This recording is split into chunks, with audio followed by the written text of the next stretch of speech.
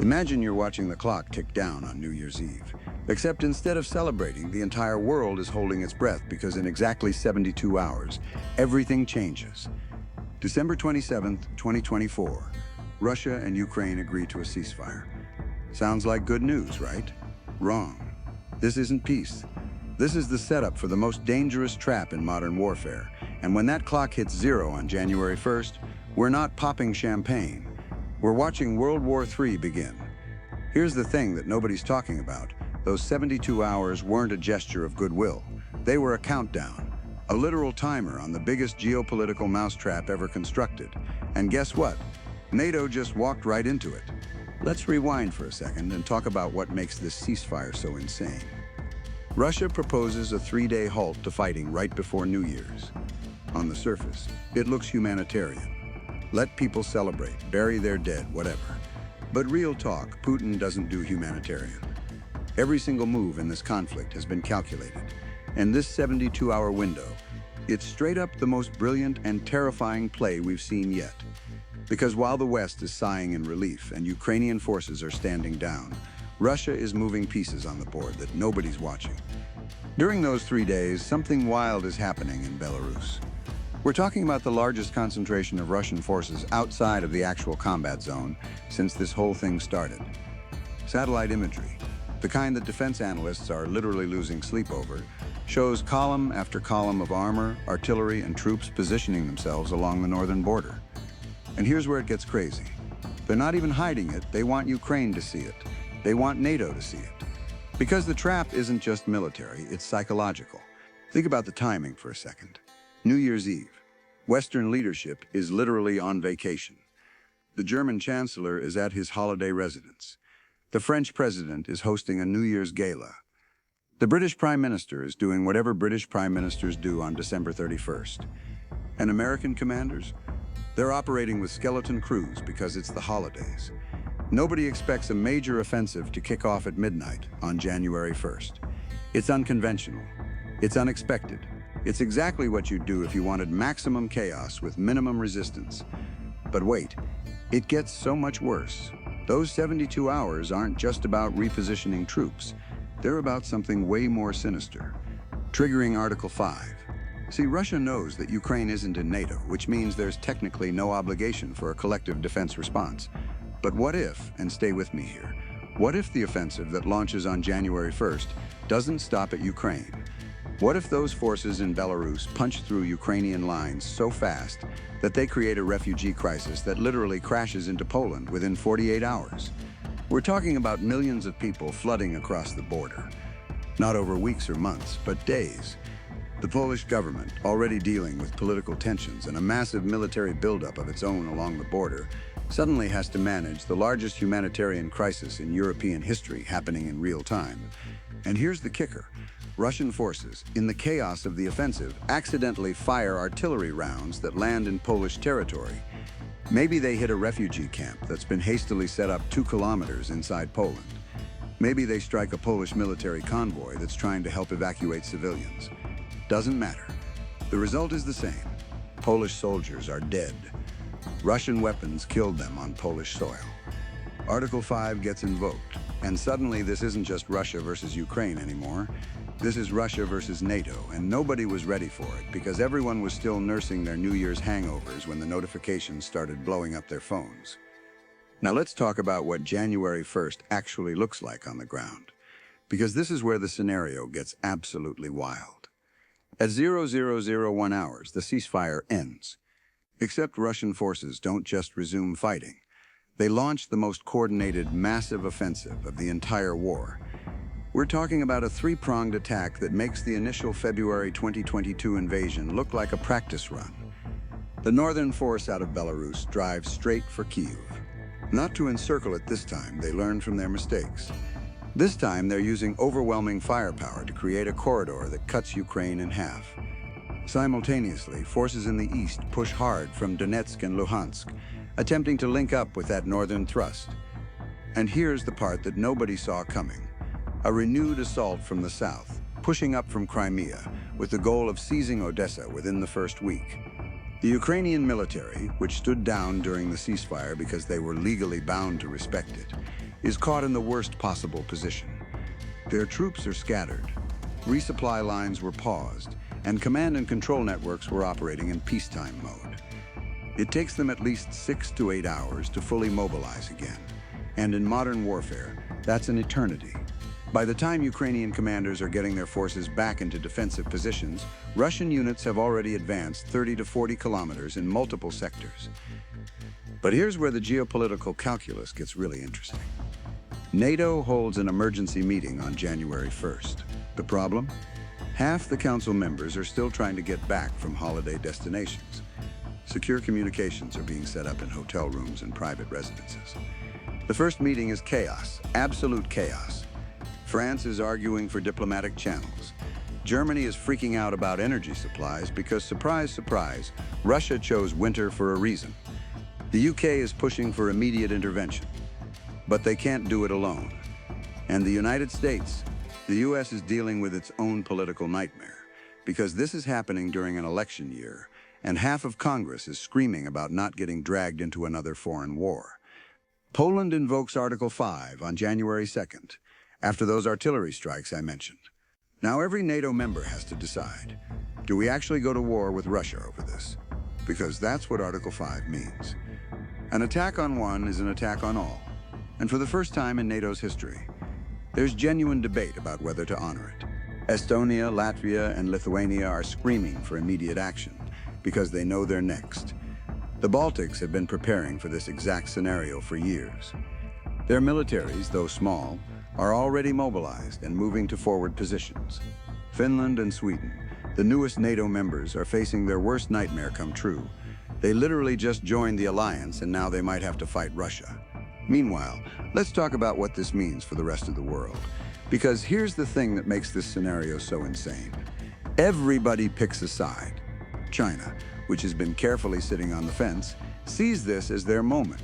If NATO is fully committed in Europe, they're not going to be able to respond effectively in the Pacific.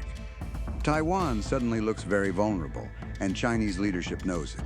They don't necessarily invade immediately, but the military exercises around the island intensify to the point where it's basically a blockade without calling it a blockade. Iran sees opportunity in the chaos. With American attention focused on Europe, they make aggressive moves in the Middle East.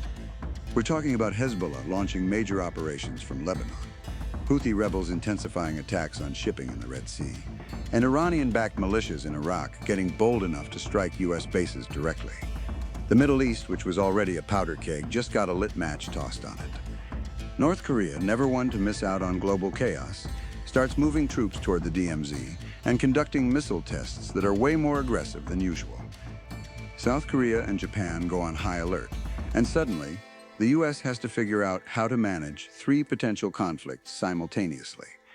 Back in Europe, the first NATO units cross into Ukraine on January 4th. It's a Polish armored brigade backed by U.S. air support. The rules of engagement are crystal clear: defend Ukrainian territory, but under no circumstances cross into Russian or Belarusian borders.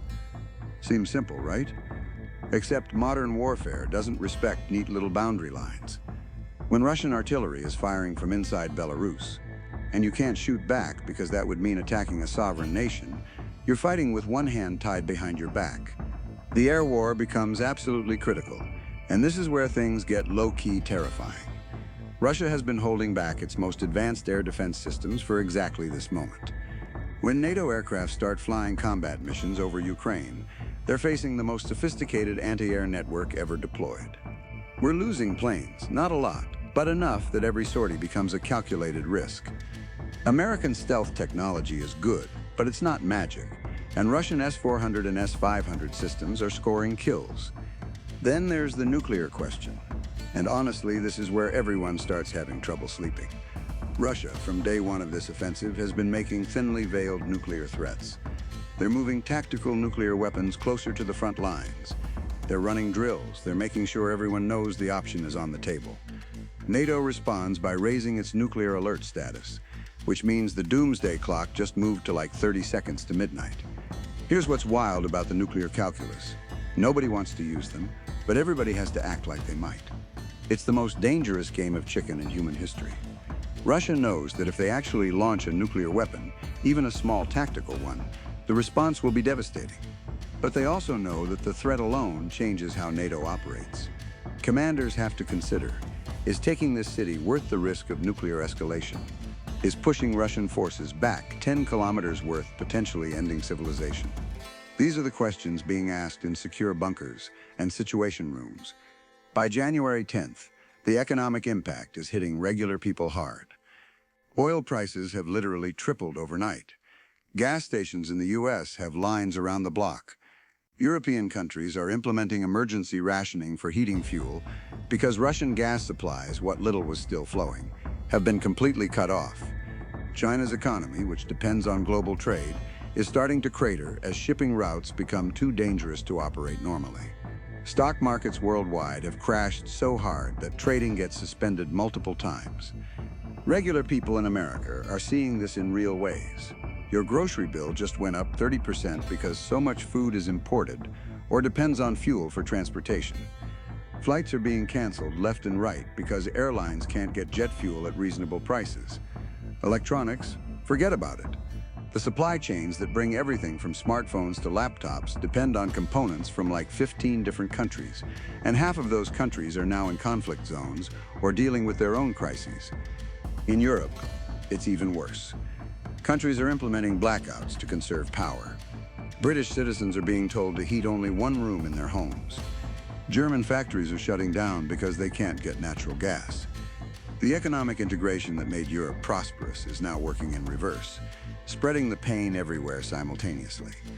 Meanwhile, the actual fighting in Ukraine is brutal beyond anything we've seen in modern warfare. Both sides are using everything they've got.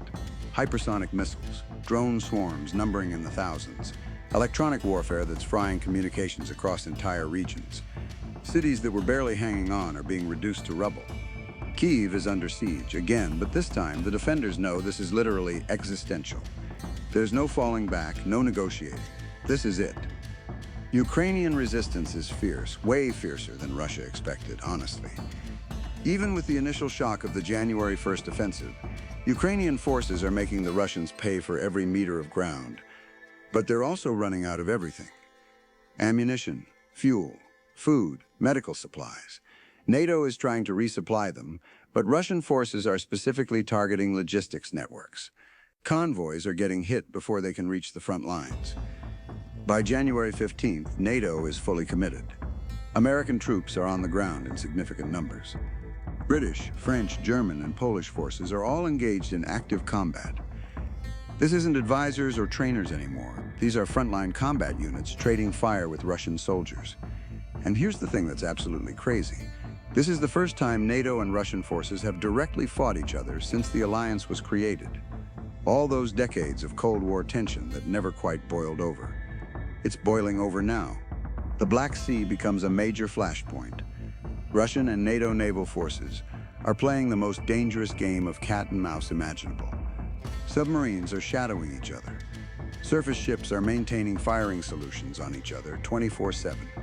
One mistake, one miscommunication, one trigger-happy captain, and we've got a naval battle that escalates everything even further. Turkey, controlling the straits, is in the most awkward position imaginable. They're a NATO member, but they've been carefully maintaining relationships with Russia. Now they have to choose. Do they close the straits to Russian vessels, which would be an act of war, or do they allow Russian reinforcements through, which would undermine NATO? They try to thread the needle by allowing only commercial traffic, but that definition gets real murky real fast.